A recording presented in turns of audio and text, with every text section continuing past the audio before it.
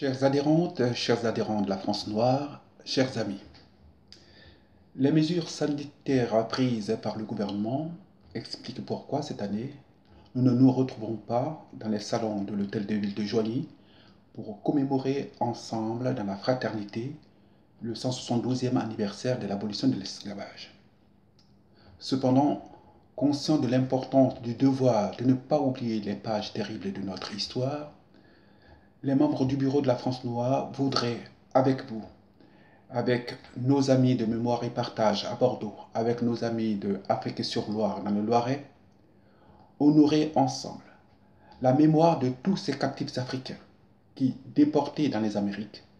ont participé en tant qu'esclaves au développement et au rayonnement du Royaume de France, puis de la République. Surtout la mémoire de tous ceux qui sont morts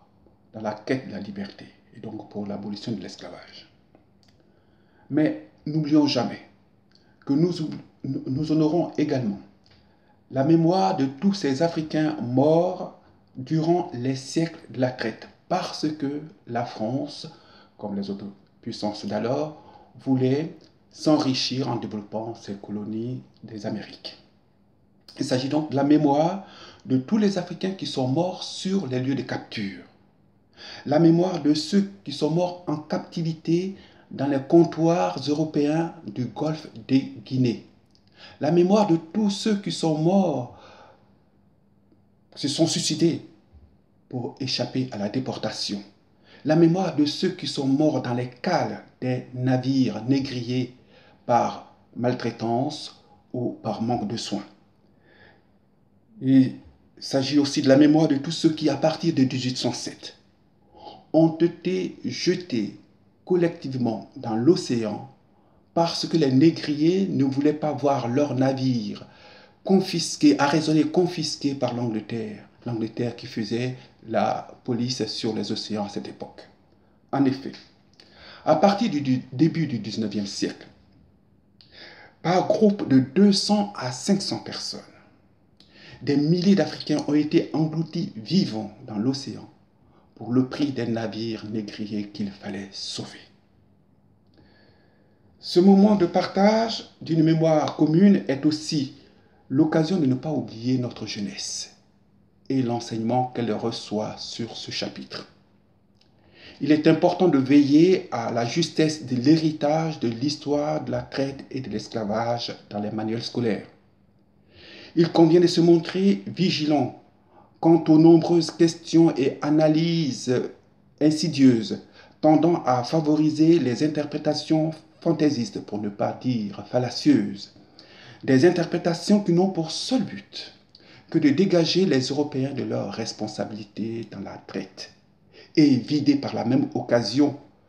le sens fondamental de la commémoration de l'abolition de l'esclavage qui est le crime contre l'humanité. Nous ne devons jamais oublier que l'histoire de France nous enseigne que lorsqu'une puissance étrangère s'implante sur une terre qui n'est pas la sienne pour procéder à la déportation des populations sur une autre terre afin que s'accomplisse son projet final personnel, cette puissance est la principale responsable des crimes, même si dans son entreprise, elle a bénéficié d'une collaboration locale. En d'autres termes, ce sont les Européens qui portaient le projet initial, lequel? Le développement des Amériques. Et ce projet avait aussi un but, une finalité claire, l'enrichissement de leur royaume. Et bien donc ce sont eux, ces Européens, qui sont indubitablement les principaux responsables de l'entreprise dont les conséquences sont qualifiées de crimes contre l'humanité. Et effectivement, c'est ce qu'on doit retenir, et parce que c'est ce que notre pays a reconnu à travers la loi dite Taubira de 2001. Notre association, la France Noire, saisit l'occasion pour rendre hommage à tous les Français blancs de bonne volonté qui, hier comme aujourd'hui, dans la tradition humaniste de leurs aïeux, tels Olympe de Gouges et l'abbé Grégoire, ont toujours marché aux côtés de leurs frères noirs pour mener le combat de la reconnaissance de leur dignité humaine, ainsi que celui de la reconnaissance de l'héritage africain de la France. C'est ensemble, chers amis, que nous construirons la fraternité républicaine, le troisième pilier de notre devise nationale. Je vous remercie.